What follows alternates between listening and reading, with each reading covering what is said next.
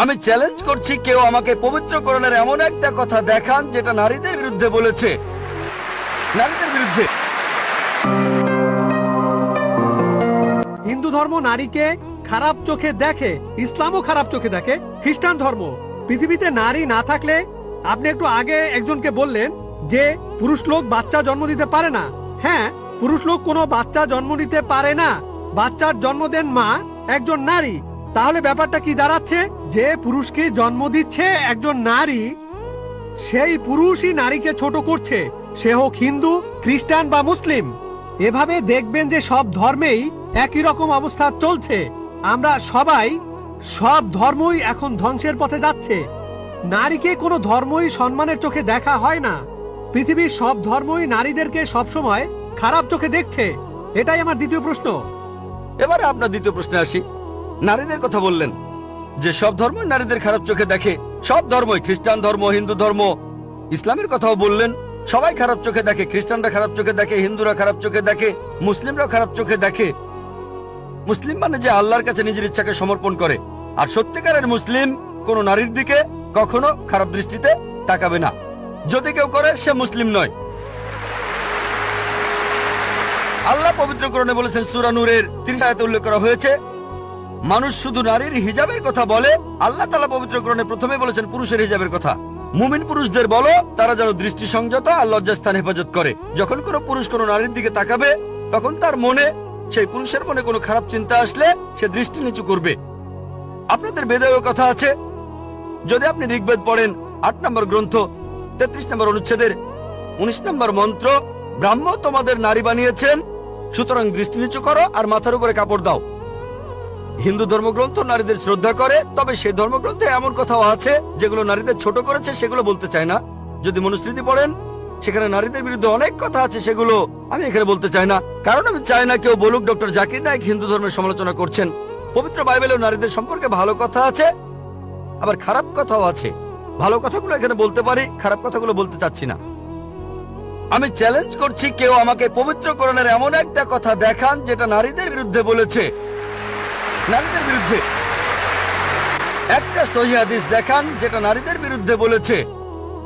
হ্যাঁ, প্রত্যেক সম্প্রদায়ে কিছু কুলাঙ্গার দেখতে পাবেন। এমন কিছু মুসলিম হয়তো আছে যারা শুধু নামেই মুসলিম।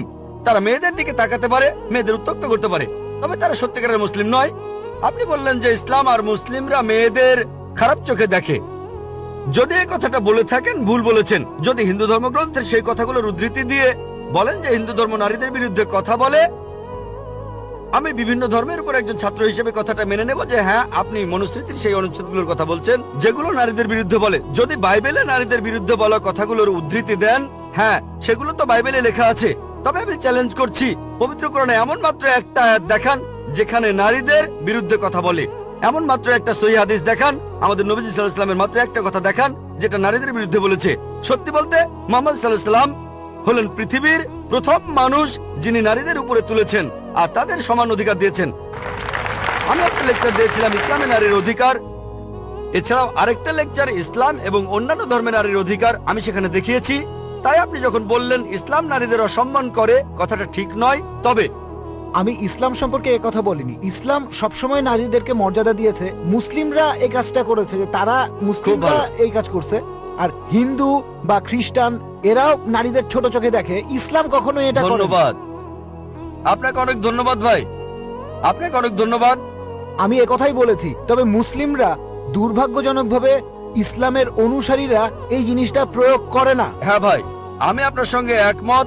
আমি বলেছিলাম কিছু লোক এমন, এখন ধরেন মার্সিডিজ গাড়ি কত ভালো এটা জানার জন্য যদি ড্রাইভারের সিটে কোনো আনাড়ি লোককে বসান আর সেই ড্রাইভার যদি গাড়িটা অ্যাক্সিডেন্ট করে, কাকে দোষ দেবেন? গাড়ি না ড্রাইভারকে? ড্রাইভারকে দোষ দেবেন। মার্সিডিজ গাড়ি কত ভালো এটা জানতে যদি চান, চেক করেন সেখানে কি কি আছে, এভারেজ স্পিড কেমন, পিকআপটা কেমন, গিয়ার রেশিও কেমন, নিরাপত্তা ব্যবস্থাগুলো কি কি। তাহলে ইসলামকে বিচার করতে চাইলে পবিত্র কোরআন আর সহিহ হাদিস পড়েন। মুসলিমদের দেখবেন না। যদি গাড়িকে পরীক্ষা করতে চান, তাহলে আপনি ড্রাইভারের সিটে পাকা ড্রাইভারকে বসান। শ্রেষ্ঠ মুসলিমের দৃষ্টান্ত নবীজি সাল্লাল্লাহু আলাইহি ওয়াসাল্লাম। খ্রিস্টান ধর্মে পবিত্র বাইবেলে আছে, বুক অব জেনেসিস 3 অধ্যায়ের 16 অনুচ্ছেদে মহান ঈশ্বর বলেছেন, তোমরা নারী, তোমরা খুব যন্ত্রণা পেয়ে সন্তানের জন্ম দেবে এটা নারীদের প্রতি ঈশ্বরের অভিশাপ। গর্ভধারণ নারীদের জন্য শাস্তি।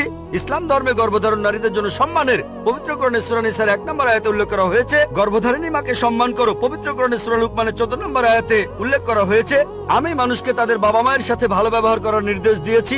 মা অনেক কষ্ট সহ্য করে সন্তানকে গর্ভধারণ করেন, অনেক কষ্ট পেয়ে সন্তানের জন্ম দেন। নবীজি বলেছেন, যদি তোমরা তোমাদের মাকে সোনার পাহাড়ও এনে দাও, তোমাকে যে 9 মাস গর্ভে ধারণ করেছিলেন তার বিনিময়ে, তারপরও শোধ হবে না। ইসলাম এই কথাই বলছে। একবার নবীজি সাল্লাল্লাহু আলাইহি ওয়াসাল্লামের কাছে একজন লোক আসলো আর প্রশ্ন করলো, এটা আছে সহিহ বুখারী 8 নম্বর খণ্ড, বুক অব আদাব, 2 নম্বর অধ্যায় 2 নম্বর হাদিস, হে নবী, এই পৃথিবীতে কাকে সবচাইতে বেশি সম্মান দেখাবো? নবীজি বললেন, তোমার মা। লোকটা বলল, এরপরে কাকে দেখাবো? নবীজি বললেন, তোমার মা। লোকটা বলল, তারপরে কাকে দেখাবো? নবীজি আবারও বললেন, তোমার মা। লোকটা বলল, এরপরে কাকে? তখন নবীজি বললেন, তোমার বাবা। তার মানে 75%, 4 ভাগের 3 ভাগ পাচ্ছেন মা, 1 ভাগ 25% সেটা পাচ্ছেন বাবা। এক কথায় মা গোল্ড মেডেল পাচ্ছেন, সিলভার মেডেল পাচ্ছেন, ব্রোঞ্জ মেডেলটাও পাচ্ছেন, আর বাবা একটা সান্ত্বনা পুরস্কার নিয়ে সন্তুষ্ট থাকছেন। ইসলাম আমাদের এমনটাই শেখায়। তবে আপনার কথা মানি, পশ্চিমা বিশ্ব নারীদের ছোট করছে।